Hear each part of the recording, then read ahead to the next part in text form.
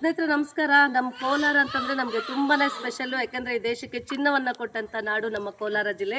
ಈ ಕೋಲಾರದಲ್ಲಿ ಮತ್ತೊಂದು ಸ್ಪೆಷಲ್ ಇದೆ. ಅದೇನಂತಂದರೆ ಕೋಲಾರದಲ್ಲಿ ತೇರಳ್ಳಿ ಬೆಟ್ಟ ಅಂತಿದೆ. ಈ ಬೆಟ್ಟದ ಮೇಲೆ 7 ಹಳ್ಳಿಗಳಿದೆ. ಬಹುಶಃ ಎಲ್ಲೂ ಸಿಗಲಿಕ್ಕಿಲ್ಲ ಅಂತ ಅನಿಸುತ್ತೆ.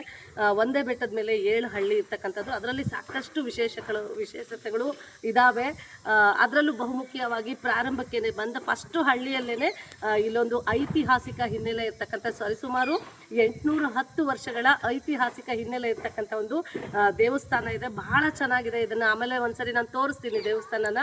ಸೊ ಈ ದೇವಸ್ಥಾನ ಪ್ರತಿ ವರ್ಷ ಕೂಡ, ಇದು ಶ್ರೀ ಗೌರಿ ಗಂಗಾಧರೇಶ್ವರ ದೇವಸ್ಥಾನ ಅಂತ, ಪ್ರತಿ ವರ್ಷ ಬಹಳ ವಿಜೃಂಭಣೆಯಿಂದ ಜಾತ್ರೆಯನ್ನು ಮಾಡ್ತಾರೆ.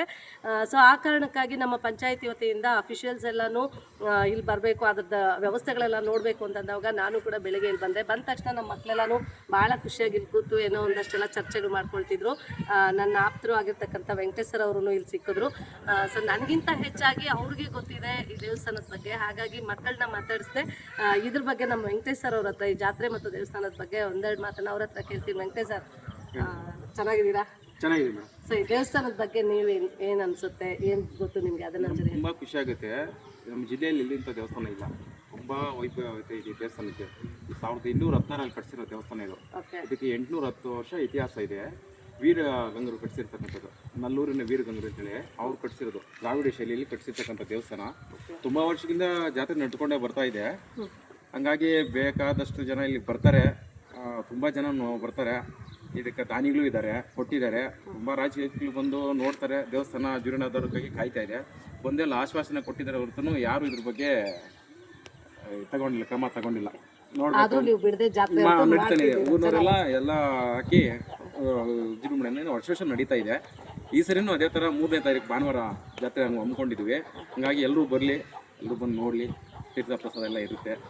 ಜೀರ್ಣೋದ್ಧಾರಕ್ಕಾಗಿ ಕಾಯ್ತಾ ಇದೆ ದೇವಸ್ಥಾನ.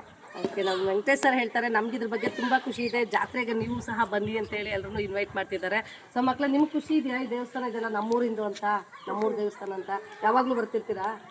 ಸೊ ಈ ಥರದ ಜಾಗದಲ್ಲಿ, ಬೆಟ್ಟದ ಮೇಲೆ, ಈ ಥರದ ಪರಿಸರದಲ್ಲಿ ಮಕ್ಕಳು ಬಂದು ಕೂತ್ಕೊಳ್ಳೋದ್ರಿಂದ ಅಲ್ಲಿ ಬಂದು ಕೂತ್ಕೊಂಡ್ರೆ ಅವ್ರು ಏನೋ ಒಂದಷ್ಟು ಕಲಿಯೋಂಗಾಗುತ್ತೆ. ಅಂಥ ಒಂದು ವಾತಾವರಣ ಇರ್ತಕ್ಕಂಥದ್ದು ನಿಜವಾಗ್ಲೂ ಬಹಳ ಖುಷಿ ಇದೆ.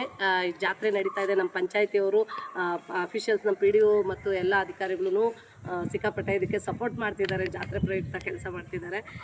ಸೊ ಎಲ್ರಿಗೂ ಒಳ್ತಾಗಲಿ ಅಂತ ಹೇಳ್ತಾ ಜಾತ್ರೆಗೆ ಎಲ್ಲರೂ ಬನ್ನಿ ಅಂತೇಳಿ ಈ ಮುಖೇನ ನಾನು ಕೂಡ ವ್ಯಕ್ತ ಮಾಡ್ತೀನಿ.